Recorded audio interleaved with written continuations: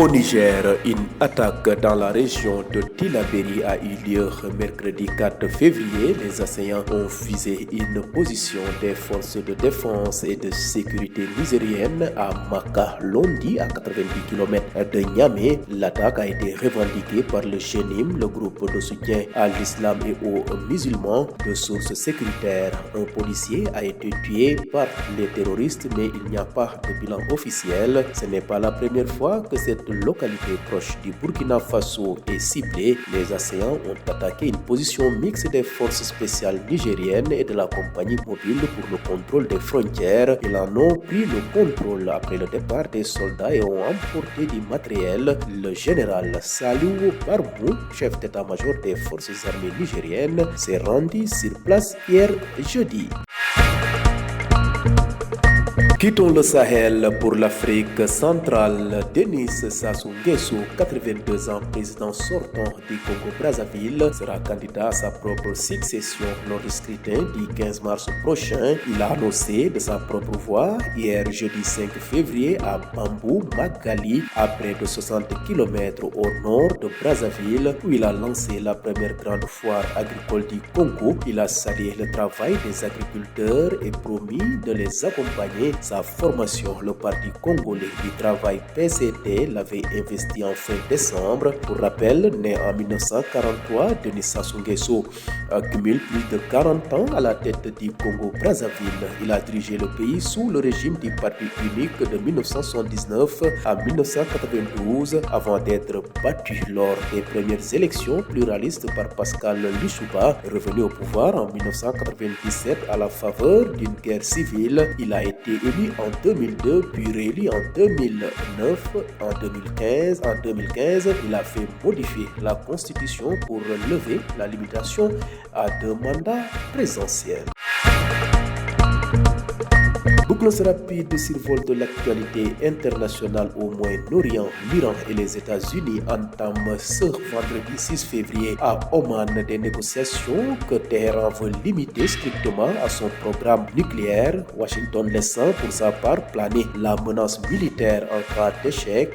pilotée par l'émissaire du président américain pour le Moyen-Orient, Steve Witkoff, et le chef de la diplomatie iranienne Abbas Araghchi. Ces discussions sont les premières depuis des frappes sur des sites nucléaires iraniens menées en juin par les États-Unis lors de la guerre des 12 jours déclenchée par une attaque israélienne contre l'Iran. Les pourparlers interviennent après la sanglante répression par le pouvoir iranien du vaste mouvement de contestation de début janvier qui a fait des milliers de morts et des échanges de propos bellicistes entre Washington et Téhéran. Xibaaru bitim réew ñu tàmbale ko fa nga xam ne nag moom mooy réewum Niger. Ab attaque bu metti la waa JENIM daal di def ca région bu ñuy wax Tillabéri. Alarba sax lañ ko def yemoon ak ñeenti fan ci février. Ñi nga xam ne ñoom ñooy ñi attaqué force de défense et de sécurité bu Niger ñu ngi ko defee ca gox bu ñuy wax Maka-Londi digganteem ak Niamey tollu ci juróom-ñeenti fukki kilomètres. Attaque bi nag ginnaaw buñ ko defee ba noppi groupe bu ñuy wax JENIM di tekki groupe de soutien à l'islam et aux musulmans wax nañ ne ñoo def ni mel. Ab xibaar wëral na ne benn policier de jot nañ koo faat ca congo boobee, waaye nag gouvernement ba fësalul bilan officiel lim ba nan la tollu. ñu gis ne nag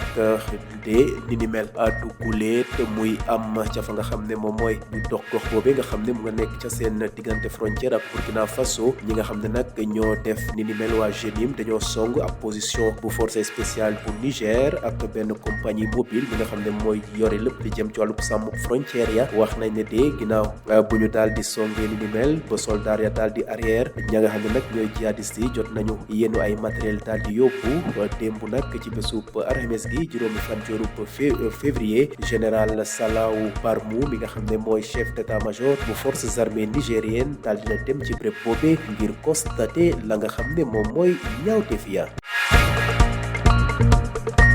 jóge fi nga xam ne nag moom mooy goxub Sahel dem ci Afrique centrale Denis Sassou Nguesso moomee nga xam ne mooy président réewum République Congo Brazzaville am lu tollook juróom-ñetti fukki at ak ñaar moom de wax na ne candidat la ci élection présidentielle yi nga xam ne dina am ci weerub mars bi di ñëw ci fukki fan ak juróom loolu nag moo ko fësal démb ci bésub alxames gi yemoon ak juróomi fan ci février ca gox bu ñuy wax Bambu Mingali ca digganteem ak Brazzaville toll ci juróom benn fukki kilomètre dina mu doon amal rek lancement première grande foire jëm ci wàllub agriculture ca Congo wax na ne ña nga xam ne ñooy waa parti am dinañu gën a gunge ñi nga xam ne ñoom ñooy béykat ya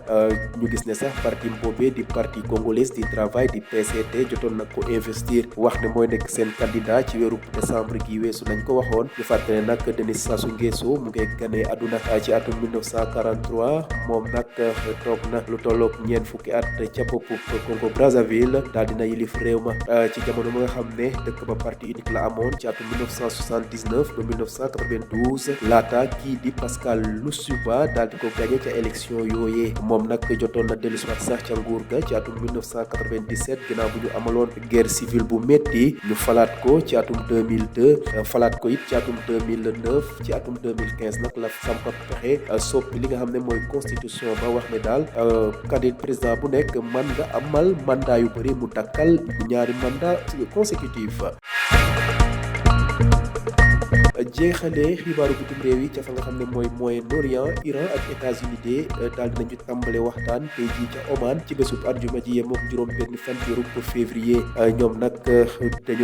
waa Iran dañoo ne de waxtaan boobu daal dañ koy sukkandikoo rek ci li jëm ci wàllu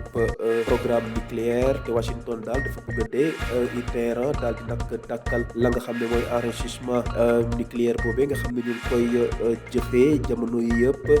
États-Unis nag wax nañu su nekkee ne juboo doxul ca la nga xam ne mooy waxtaan ya su moytuwulee daal dina jël option militaire sonko réew bu Iran waxtaan boobee ki nga xam ne nag mooy émissaire bu président des États-Unis te toogal ko ca Moyen-Orient di Steve Witkoff moom moo ko jiite ànd ci chef de la diplomatie iranienne di Abbas Araghchi discussion yooyu nag ñu ngi koy wax di ko bëggoon a def ginnaaw bu États-Unis amalee ay bombardement ca site nucléaire ca fa nga xam ne moom mooy Iran ci jamono guerre 12 jours ya nga xam ne moo taxoon ci diggante Israël ak Iran waxtaan yooyu nag ñu ngi am ginnaaw bu tàmbale weeru janvier gi nga xam ne manifestation yu métti jotoon na am ca Iran ba ñu daal ay nit ñu bëri jot nañ fa faatu ba États-Unis daal annoncé woon ne su moytuwulee dina bombardé Iran ngir jëflante ak molaax yooyu waaye jamono yi daal waxtaan yi ñu ngi koy amal ci bésu arjuma ji la cay tukkee nag dinañ ko gën a fësal ci li nga xam ne moom moo jëm ci wàllu déggoo ci pour parier yooyu nga xam ne ñu ngi ko amee ca fa nga xam ne moom mooy Oman.